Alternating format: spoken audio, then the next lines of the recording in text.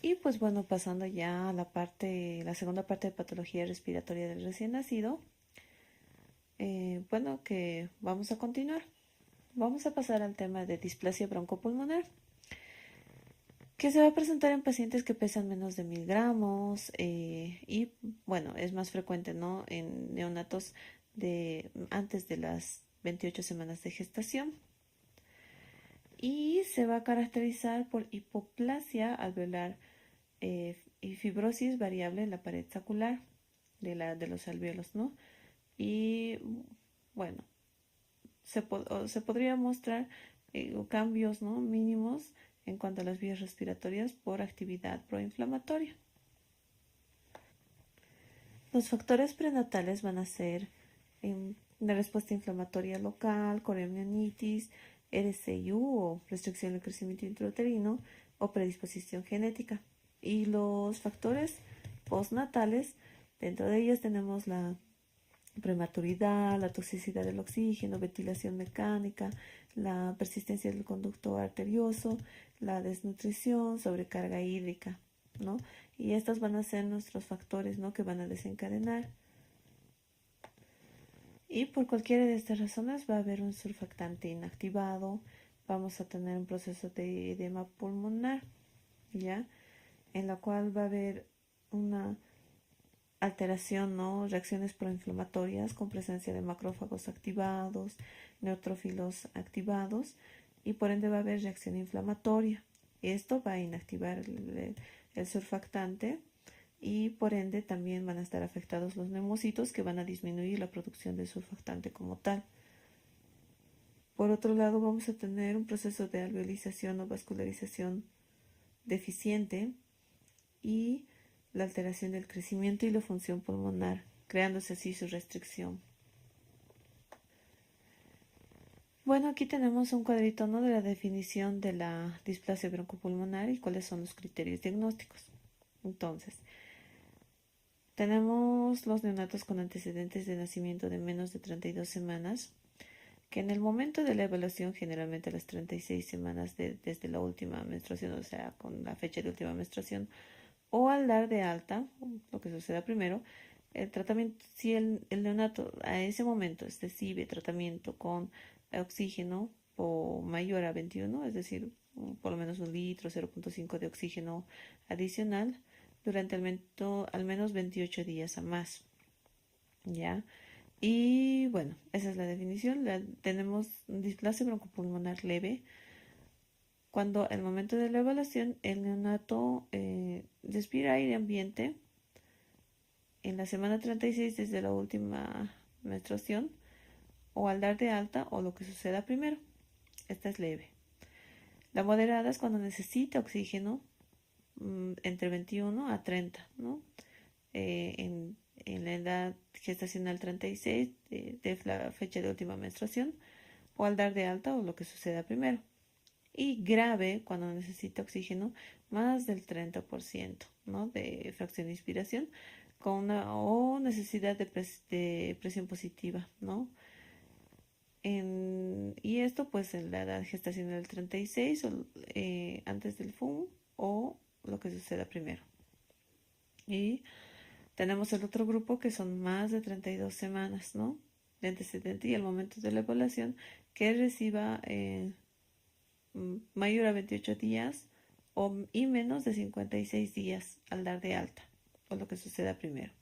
Entonces, tenemos la displasia broncopulmonar leve en este grupo es respirando aire ambiente a los 56 días de edad postnatal o de alta o lo que suceda primero o la displasia broncopulmonar moderada cuando tenemos necesidad de oxígeno menor a 30, ¿no? A las 56 días de edad postnatal. Y la grave es cuando necesitamos más de 30 de fracción de inspiración o el requerimiento de ventilación por presión positiva. Entonces, ¿qué es lo que vamos a hacer para prevenir la displasia broncopulmonar? Se dice, bueno, se ha visto conveniente, ¿no? La vitamina a 5.000 unidades internacionales de forma intramuscular, ¿ya? Se puede hacer cada tercera a cuarta semanas. El uso del CPAP nasal es también un método para prevenir, ¿no? El soporte nutricional, es decir, administración de las calorías, ¿no? Entre 24 a 30 por cada 30 ml o en la administración de fórmula maternizada con proteínas de 3 a 3,5 por kilogramo peso y grasa a 3 gramos por kilogramo. Restricción de líquidos, ¿no? El tratamiento farmacológico se puede utilizar con furosemida para la disminución de la bulimia o de la sobrecarga, si es que tuviéramos, a 1 miligramo kilogramo dosis. Puede ser 2 veces al día y esto teóricamente mejora la función pulmonar. Y pues va a ayudarnos con la el destete de la ventilación, ¿no? Se puede utilizar además broncodilatadores que aparentemente mejoran la función pulmonar, el tratamiento precoz. Y el uso de dexametasona de 0,25 por kilo día de 5 a 7 días. Pero aparentemente, bueno, según el libro no recomiendan la administración. ¿Por qué? Porque eventualmente estos pacientes tienen mayor probabilidad de tener riesgo de alteración neurológica y parálisis cerebral. El agente tensoactivo disminuye el 40% de la formación de displasia broncopulmonar. Y bueno, los pacientes que están con ventilación prolongada, hemorragia interventricular, hipertensión pulmonar, cor pulmonar, más allá del año de vida tienen un pronóstico desfavorable, con probabilidad de rehospitalización hasta los 2 años. En cuanto a las complicaciones de la displasia broncopulmonar, tenemos las no respiratorias y las respiratorias. Las no respiratorias son por retraso del desarrollo psicomotor, nefrolitiasis, desequilibrio electrolítico, cor pulmonar, hipertensión sistémica, hipertrofia del ventrículo izquierdo, desarrollo de vasos colaterales aortopulmonares.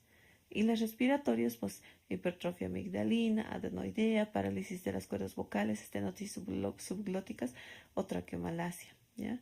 Aquí tenemos una placa de rayos X que va a mostrar, ¿no?, las imágenes que nos sugieren en displasia broncopulmonar, que muestran signos que son similares, ¿no?, a las que presentamos en el edema pulmonar. Entonces vamos a irnos con un casito. Tenemos un neonato de 30 semanas de gestación, requerimiento de oxígeno más de 28 días, ¿ya? Al momento de la evaluación presenta necesidad de una FIO de 28% y al momento 36 semanas de edad corregida cumple criterios para, será leve, moderada, severa, grave o no cumple criterios para displasia broncopulmonar. Entonces, bueno, recordando un poco el cuadro, nuestro paciente tiene 30 semanas, 36 semanas al momento de la evaluación y pues necesita oxígeno por todavía 28% de fracción de inspiración de oxígeno. Por ende, nuestra respuesta es displasia broncopulmonar moderada. Y ahora pasando ya a la taquimia transitoria del recién nacido, que es una patología benigna, se caracteriza por el retardo de la reabsorción del líquido pulmonar y el descenso de la distensibilidad pulmonar, ¿no? Principalmente en recién nacidos de término, ¿ya? Pero esto obviamente no, como en medicina no todo es relativo, nada es absoluto, pero bueno, la mayoría se presenta en recién nacidos de término.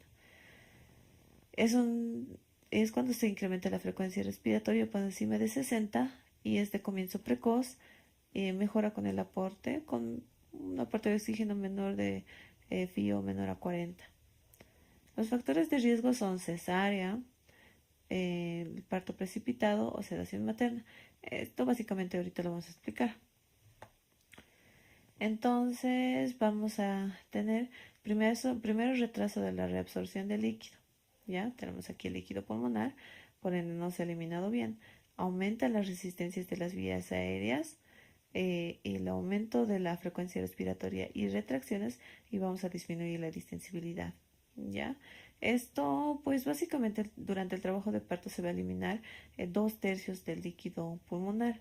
Esto por la producción de catecolaminas la hormona de tiroidea y el gasto cardíaco, ¿no? Que se va a producir cuando el neonato presente la primera inspiración. Entonces, ¿cuáles son las manifestaciones clínicas? Se va a presentar dificultad respiratoria a las pocas horas de vida. La taquimia puede llegar entre frecuencias respiratorias de 100 a 120 respiraciones por minuto. El tórax va a tener un diámetro AP aumentado, puede ser normal. La auscultación del murmullo vesicular algo disminuido, ¿no? Puede auscultarse nomás buena entrada en ambos campos. Y pues básicamente es un diagnóstico de exclusión, ¿no? Lo que sí, el paciente va a tener recuperación paulatina y la ausencia de hallazgos radiológicos. O pueden presentar inicialmente ausencia de hallazgos significativos, pero puede presentar también algún tipo de patrón que vamos a mencionar en un momento. Para hacer el diagnóstico, primeramente tenemos que buscar la presencia de factores de riesgo. ¿Ya? Vemos la clínica del paciente, el inicio, la forma y la exacerbación, ¿no? Si va a ser súbita para distinguir de otras patologías. Y en la placa radiológica, como les decía, puede ser normal o puede haber signos de atrapamiento aéreo, ¿ya? Y líquido en cisuras o el espacio tisular. Y puede haber cardiomegalia, ¿no? Y aquí vemos, ¿no? La hiperinsuflación con aumento de los espacios intercostales, horizontalización de las costillas, ligera herniación del parénquima. Y pues bueno, la evolución clínica y radiológica desfavorable invalida el diagnóstico de taquimia, porque este es un proceso que es benigno y de recuperación pronta. Se dice que la resolución del cuadro generalmente se realiza entre las 3 y máximo a los 5 días, ¿no? Pero como les digo, esto va remitiendo paulatinamente, pero tiene buena evolución. En cuanto a los diagnósticos diferenciales, pues tenemos que ver que no se trate de policitemia, neumonía, cardiopatía congénita o obstrucción de la respiración, ¿no? De forma mecánica. Y bueno, el tratamiento básicamente la administración de oxígeno, asistencia respiratoria durante el tiempo del trastorno, ayuno, si la frecuencia respiratoria se mantiene por encima de 60 o de 80, diré, respiraciones por minuto y el uso de dispositivos como la sonda orogástrica para la alimentación del neonato. Y bueno, ya pasando a otro tema, la aspiración de material extraño, el síndrome de aspiración meconial. Bueno, para la definición es la aspiración de cualquier material, ¿no? Líquido amniótico puede ser, vernix gaseoso puede ser, células epiteliales, meconio, sangre o material del canal del parto, ¿ya? Y pues esto se va a realizar en una aspiración postnatal, que puede deberse a la prematuridad, obstrucciones esofágicas, duodenales o reflujo gastroesofágico o el uso de fármacos sedantes. Los factores predisponentes son la asfixia, el uso incorrecto de oxitocina, parto prolongado, el embarazo prolongado, infusiones caseras o falta de tensión del parto, procedimientos mecánicos inadecuados o la tensión del parto. Y bueno, la fisiopatología pues básicamente está resumida en este cuadrito, en la que mencionan la expulsión fisiológica del meconio, sobre todo en pacientes que son post-término, ¿ya? O básicamente el compromiso fetal, hipoxia, compresión del cordón. Esto va a determinar la expulsión del meconio, ¿ya? Por otro lado, el líquido amniótico va a estar teñido de meconio, ¿ya? Puede haber aspiración postparto o aspiración intrauterina. Esto en casos de sufrimiento fetal crónico. Y bueno, lo que va a pasar es la aspiración de meconio, que puede obstruir las vías periféricas o puede obstruir las vías proximales. Si son afectadas las vías periféricas, lo que va a pasar es atelectasia, si es decir, obstrucción completa y por ende desequilibrio de la ventilación-perfusión. Por otro lado, si estas pueden ser parcial, van a causar efecto de válvula y causan fuga de aire, ¿no? Escape de aire. Y por otro lado se puede formar neumonitis química, que va a formar acidosis, hipoxemia, hipercapnia. Y bueno, si tenemos el compromiso fetal, digamos, alguna de estas presentaciones, va a haber un compromiso continuado, remodelación de la vascularización pulmonar y por ende hipertensión pulmonar persistente. Entonces, el 10 al 15% de todos los recién nacidos puede ser meconial y de ellos el 30% pues requerir ventilación mecánica y 3 al 5% pues fallecer. Y bueno, para hacer el diagnóstico pues tenemos que tener nuestros antecedentes en cuanto a la clínica, ¿no? Post-término, líquido amniótico meconial y demás. Luego la radiología en la cual vamos a ver infiltrado, parcheado, gruesas bandas en ambos campos pulmonares, como vemos en la imagen. Podemos tener una placa de rayos X normal en un niño con hipoxia grave y sin cardiopatía congénita, ¿no? La prevención es identificar los riesgos del bienestar fetal y pues la aspiración no reduce el riesgo de SAM o de síndrome de aspiración meconial. ¿Qué es lo que vamos a ver en nuestro pacientito ahora el examen físico? Primero el cordón umbilical, cabellos, uñas, todo teñido de meconio. Dificultad respiratoria de diferente intensidad, precoz, progresiva, que puede durar entre días y semanas. El tórax se va a ver en tonel o enfisematoso, neumotórax o neumomediastino. Y hasta tórax pulmonares en la auscultación. Y bueno, el tratamiento en recién nacidos deprimidos con hipotonía y bradicardia, con disminución del esfuerzo respiratorio, tienen más riesgo de presentar síndrome de aspiración meconial. Entonces, ¿qué va a ser beneficioso? La intubación y la aspiración de visión directa. Hay que sopesar la oxigenación y presión. El uso de surfactante es viable, pero no existe suficiente evidencia para decir que ayuda. Por otro lado, se puede iniciar tratamiento antibiótico profiláctico considerando el aspirado de líquido meconial y algunos que son excelentes caldos de cultivo. Sedación según necesidad, los rayos X de tórax de control cada 24 horas y fisioterapia respiratoria con drenaje postural, ¿no? Para prevenir, ¿qué es lo que hay que hacer al nacimiento? Pues aspiración orofaringia, nasal, en caso de líquido amniótico meconial espeso, ¿ya? Y bueno, solamente en el meconial espeso, porque no quiere decir que a todos le vamos a hacer aspirado y demás. Bien, recuerden que mientras menos abordemos al paciente, mejor. La prevención y bueno, en cuanto al pronóstico, el paciente puede presentar con hiperinsuflación o de datos de obstrucción pulmonar hasta los 5 y 10 años. Pasando a otro punto, la hipertensión pulmonar persistente del recién nacido, también denominada como persistencia de la circulación fetal transicional. Es un síndrome en el que hay aumento de la vasculatura, como aquí vemos, esta es la circulación normal, y es un aumento de la resistencia vascular pulmonar, ¿no? Con un cortocircuito de derecha a izquierda a través del agujero oval del conducto arterioso, o de ambos, en ausencia del daño estructural cardíaco, ¿no? Tenemos en estos casos, se han descrito concentraciones bajas de arginina y eh, dióxido de nitrógeno y polimorfismos del gen carbamilfosfato, sintetasa o un defecto pequeño del óxido nítrico. Entonces, bueno, la presentación o la frecuencia de presentación de esta patología es de 1 en 500 a 1 a 1500 entre recién nacidos vivos. Y en cuanto a las causas, pues tenemos la mala adaptación por lesión aguda, el aumento del grosor del músculo de la capa media de las arterias pulmonares, hipoplasia pulmonar, obstrucción por policitemia o retorno venoso anómalo pulmonar total o un cortocircuito de derecha a izquierda que provoca hipoxia intensa con PCO2 normal o elevada, ¿ya?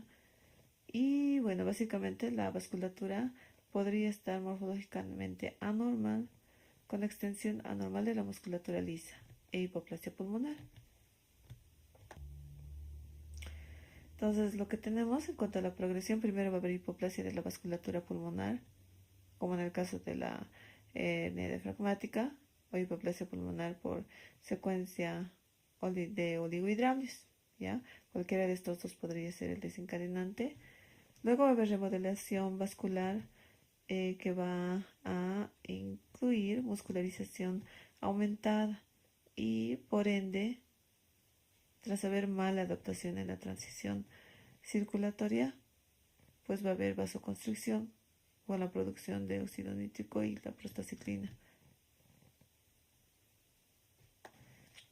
Para el diagnóstico, primero tenemos que ver otros factores, ¿no?, de riesgo: la policitemia, hipoglicemia, asfixia o cianosis intensa. Puede sugerirnos, ¿no?, este cuadro. Y cuadros que tras el aporte de oxígeno no hay mejoría. Se va a presentar las primeras 12 horas de vida. Puede presentarse secundaria a infecciones o hernia supradiafragmática o la presencia de shock. Y por otro lado, la prueba se puede realizar la prueba de hiperoxia, ¿no?, en la cual se va a administrar oxígeno al 100%.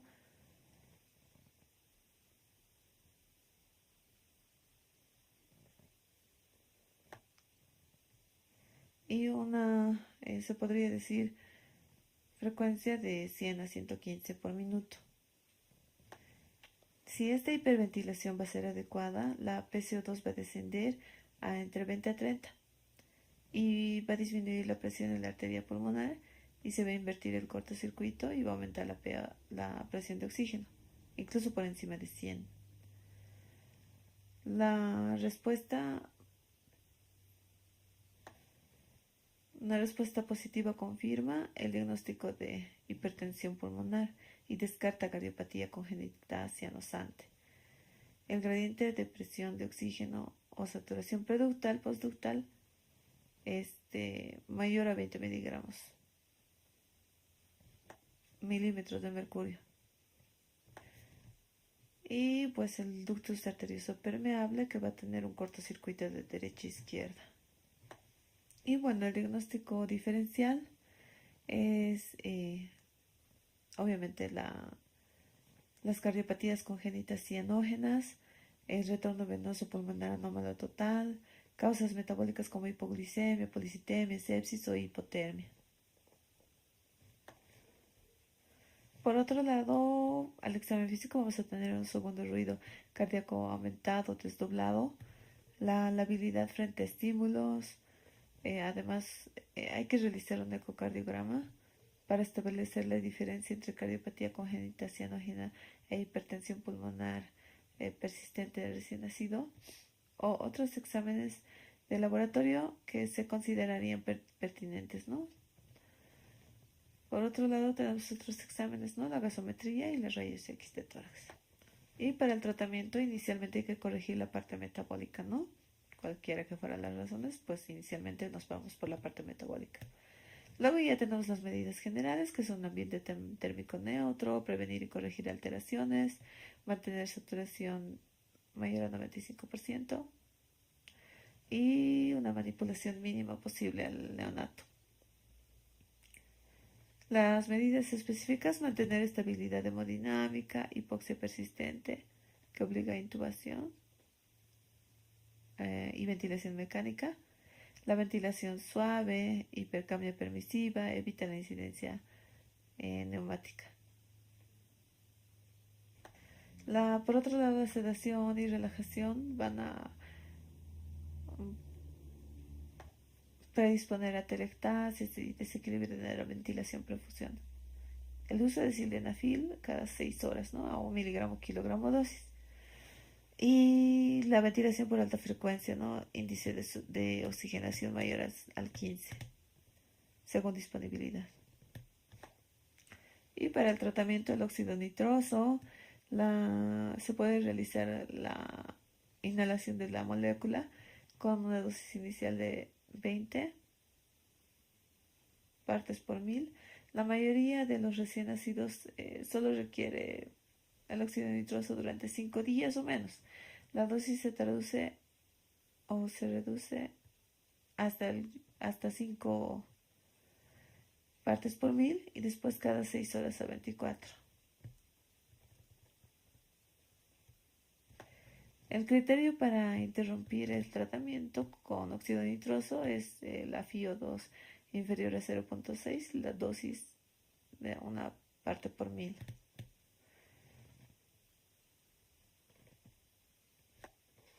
Bueno, y por otro lado se puede utilizar la prostaciclina, que aún todavía está en estudio, el sildenafilo, que es como inhibidor de la fosfodiesterasa, el ECMO, que predice mortalidad con un gradiente de presión de oxígeno y presión arterial de oxígeno de 620 y el índice de oxigenación 40.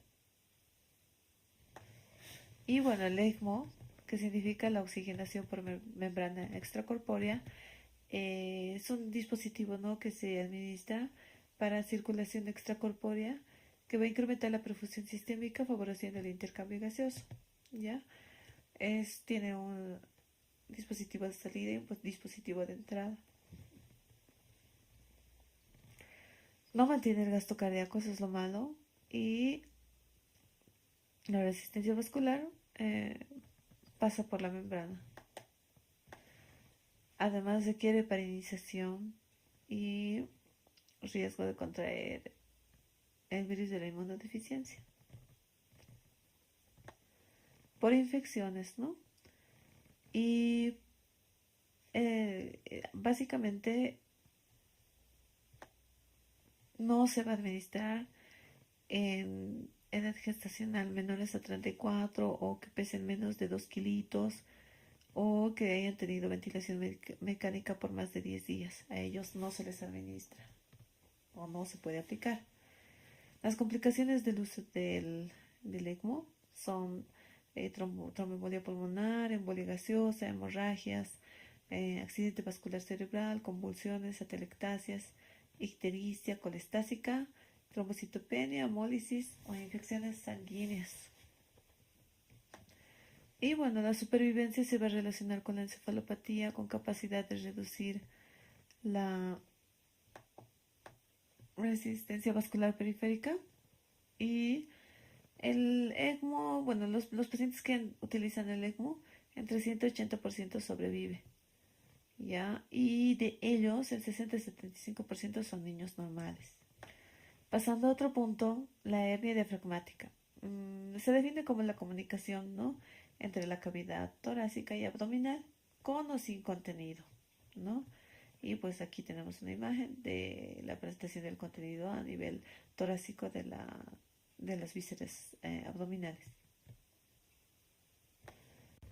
Bueno, los sobrevivientes van a ser 67% de esta patología, ¿no? De los cuales el 90% es de tipo Bogdalek, que es una hernia que se encuentra en la parte posterior izquierda. Y un 2 a 6% de hernias de Morgagni, que son anteriores. ¿Y qué es lo que vamos a ver en el examen físico? A la inspección, primero que nuestro abdomen va a estar como excavado, con desviación contralateral de la tráquea, en una plaquita de rayos X. A la auscultación, los ruidos intestinales pueden estar ausentes o presentes a nivel del tórax. Y a la palpación, pues el abdomen es blando, depresible. En cuanto a la etiología, pues básicamente estamos como la gallina y el huevo.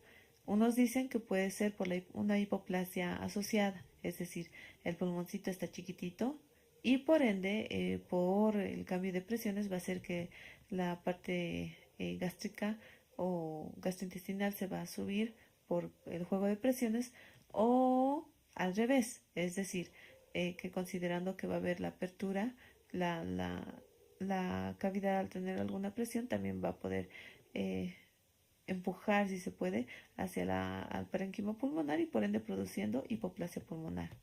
Bueno, estamos entre esas dos. Existe disminución de la masa pulmonar. Luego, los tabiques anormales en los sáculos terminales, ¿no? Engrosamiento de los alveolos y arteriolas pulmonares. Eso es lo que va a ver de forma microscópica, ¿no?, en caso de hipoplasia pulmonar.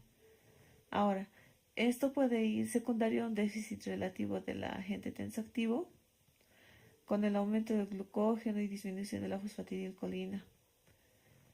Y genéticamente lo que vamos a ver es proteína pulmonar total.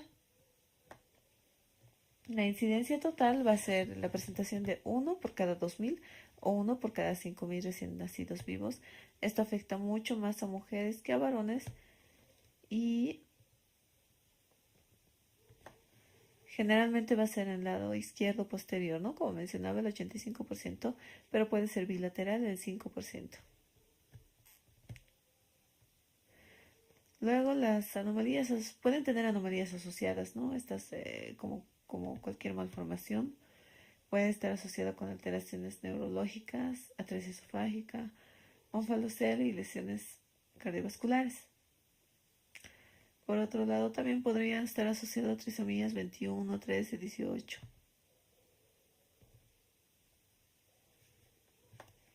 Otros le han asociado a fibrosis quística, ¿no?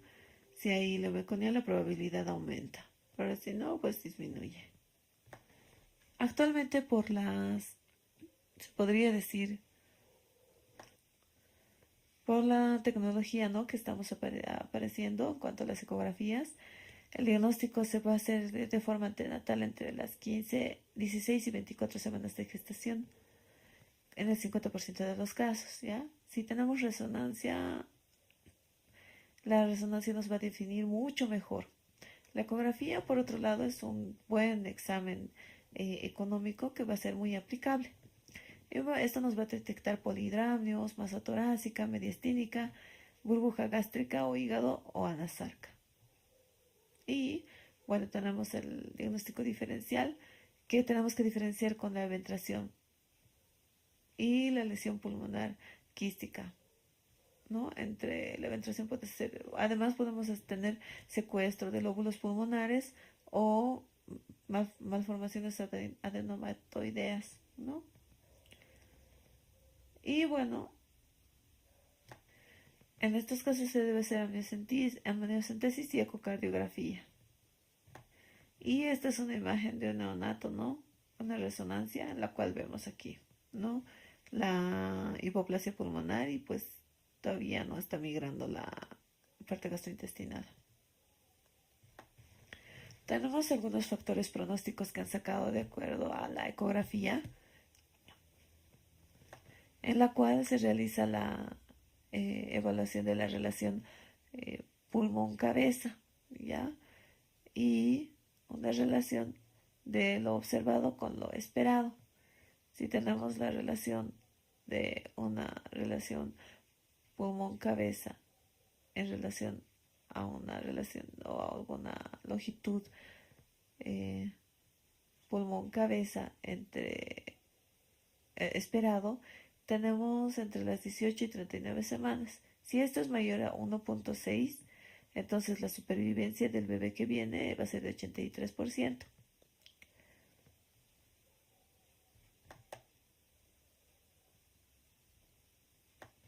Y esto nos va a evaluar la hipoplasia pulmonar como tal. Por otro lado, tenemos el porcentaje de hígado intratorácico, que va a ser otro marcador, ¿no?, de la supervivencia, y la cantidad de hígado herniado versus el total del volumen del hígado. Y bueno, una vez que nace el neonato tenemos que estar listos. Como este diagnóstico es antenatal, tenemos que tener listos una incubadora, material para intubación endotraqueal y sonda nasogástrica para evitar la distensión abdominal. Y la posición semifolio, ¿no?, una vez que tengamos al pacientito. Y bueno, vamos a presentar un pequeño casito, paciente con antecedente de segundo embarazo, programada para cesárea por cesárea previa, membranas íntegras, nacimiento impregnado en meconio, con edad gestacional aproximada de 40 semanas, sin esfuerzo respiratorio, requiere estimulación y aporte de oxígeno y desencadena dificultad respiratoria. Tiraje generalizado con disbalance tóraco-abdominal. El movimiento vesicular es disminuido en ambos campos pulmonares y la frecuencia cardíaca es de 140, respiratoria de 68, saturación 80 sin aporte. Y el diagnóstico más probable es, hay que tomar en cuenta todos los antecedentes, ¿no? Primero, la taquimia transitoria, como habíamos dicho, es de evolución favorable, ¿no? Y precoz. Este paciente no ha mejorado, tiene tiraje generalizado con desbalance tóraco-abdominal, entonces no taquimia. Pues la taquimia incluso podría ser por la cesárea, pero nos llama la atención que el neonato está impregnado de meconio. Por otro lado, el síndrome de aspiración de líquido meconial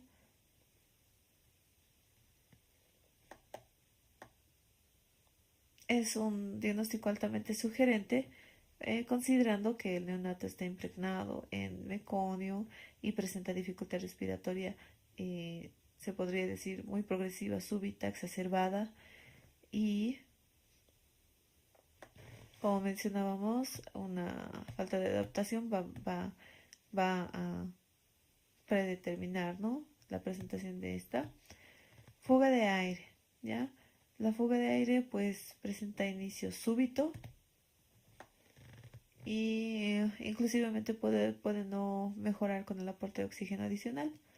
Y la neumonía. Neumonía básicamente nos tendríamos que basar en la contaminación del neonato, ¿no? Esto obviamente no se descarta, pero tomemos en cuenta las membranas íntegras, ¿no? Si hubiera sido rotura prematura, a las horas, hay que ver las horas, si la mamá tiene algún tipo de flujo vaginal, pero acá no tenemos. Entonces lo más probable, o el diagnóstico más probable, es el síndrome de aspiración de líquido amniótico meconial. Aquí tenemos un pequeño cuadrito en la cual estamos haciendo el diagnóstico diferencial, ¿no? Las patologías más frecuentes. La taquimia transitoria de recién nacido la etiología es la persistencia del líquido pulmonar, ¿no ve? Los factores de riesgo, cesárea, es obviamente la, el tiempo que el bebé va a tener para la adaptación, por eso es que la cesárea es un factor de riesgo, ¿ya? Y además la ausencia de trabajo de parto, porque recordando la reabsorción del líquido pulmonar necesitamos la adrenalina, ¿no? Y bueno, la macrostomía, grandecito para la edad gestacional, ¿no? Masculinos, madre asmática o sedación.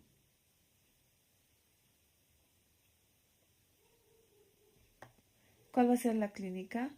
Va a tener paciente con taquipnea, con frecuencias respiratorias que pueden llegar hasta 100, 120, como decíamos, cianosis, quejido respiratorio y aleteo nasal, pero como de aquí caracteriza que la evolución va a ir progresivamente bien. Por otro lado, los hallazgos en las rayos X son imágenes de infiltrado parenquimatoso o cardiomegalia. Luego, en la enfermedad de Weber-Naegeli o el síndrome de estrés respiratorio, es la deficiencia de surfactante de la etiopatogenia.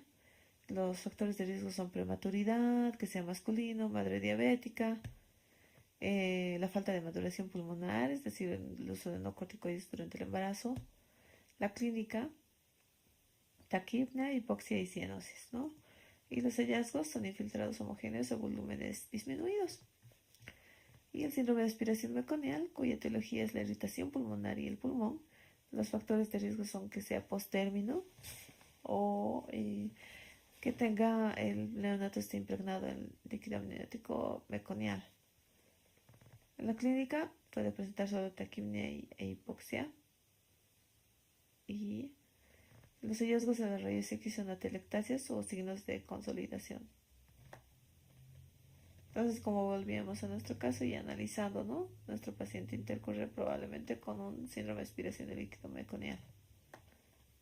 Y bueno, hasta esta parte llegamos con la parte de patología respiratoria, la segunda parte.